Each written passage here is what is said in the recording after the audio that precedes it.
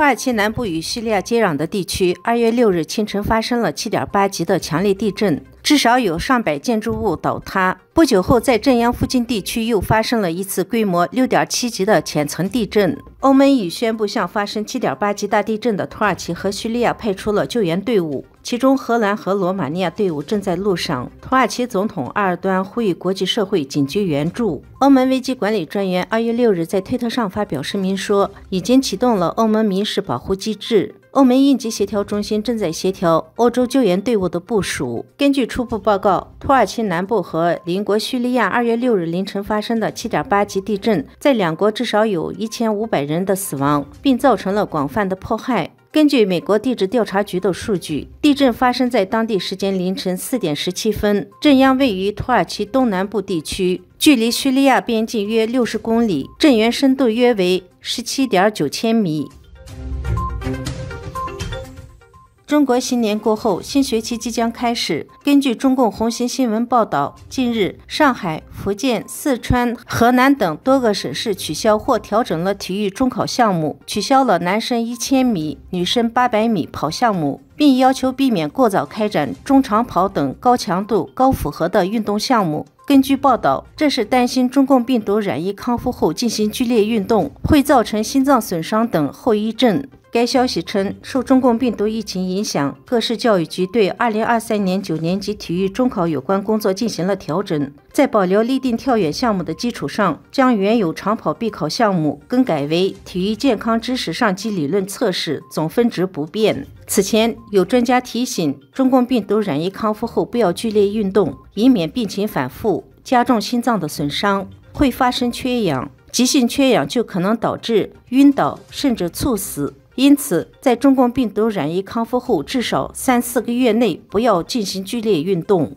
文章总结，中共病毒染疫康复的人正面临以下9种可怕的后遗症： 1. 咳嗽气短； 2. 倦怠乏力。中共病毒不仅损伤肺气，还会攻击肝、脾、胃等五脏精气，导致阳气损耗，气血生化不足。 3. 呼吸困难，心慌心悸，胸闷气短。 4. 失眠。 5. 记忆力下降。 6. 味觉嗅觉丧失。 7. 脱发。 8. 月经失调。 9. 焦虑抑郁等等。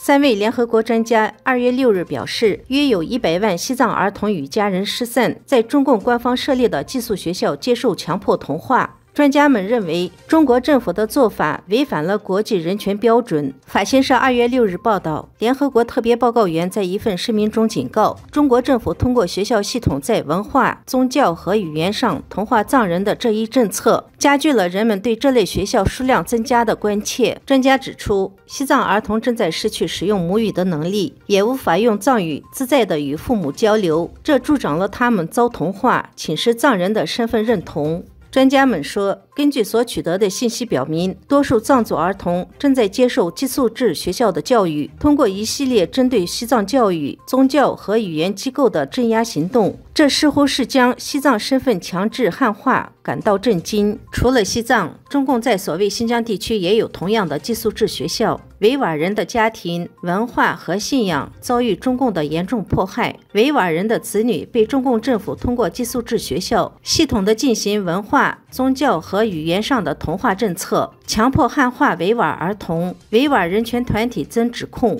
中国政府通过寄宿制学校拆散维吾尔人的家庭。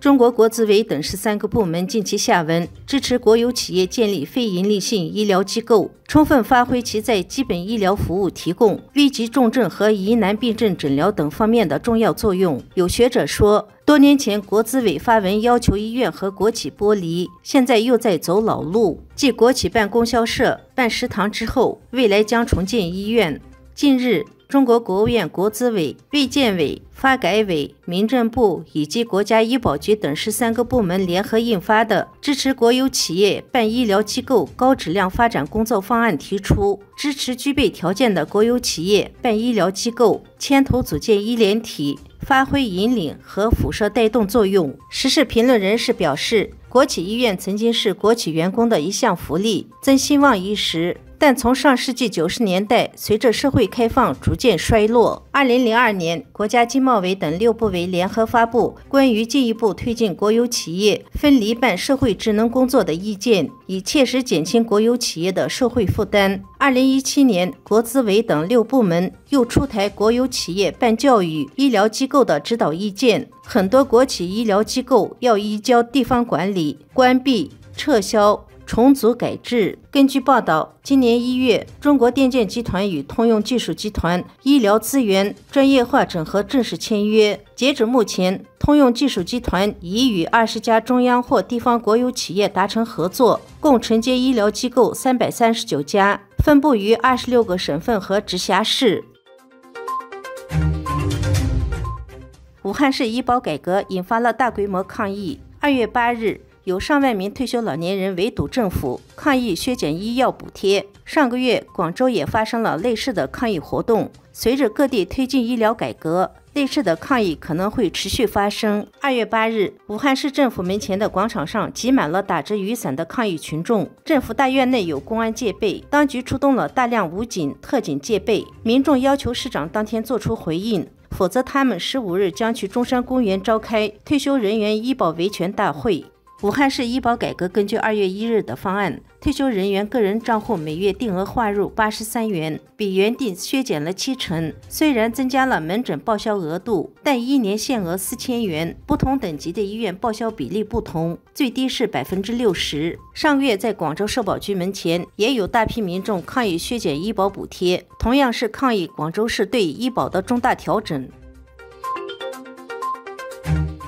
根据法新社消息，土耳其东南部2月6日发生了7.8级地震，导致当地及邻国叙利亚北部严重受灾，救灾人员争分夺秒抢救，但死难者人数持续上升。根据土耳其及叙利亚政府最新公布的数字，截止10日，两国的死亡人数突破了2万人，超越了2011年日本311大地震的1.97万人遇难的数目，其中土耳其有17400多人遇难，叙利亚则有3300多人丧生。发生地震已经超过4天，意味着被称为搜救黄金72小时已经过去，救援人员仍然保持一丝希望，尽可能急救更多的生还者。世界银行2月9日宣布，将向土耳其提供17.8亿美元的援助。美国国际开发署2月9日宣布，美国将向土耳其和叙利亚提供8500万美元的援助。美国国际开发署在一份声明中表示，这笔资金将提供给当地的合作伙伴，为数百万人提供急需的援助。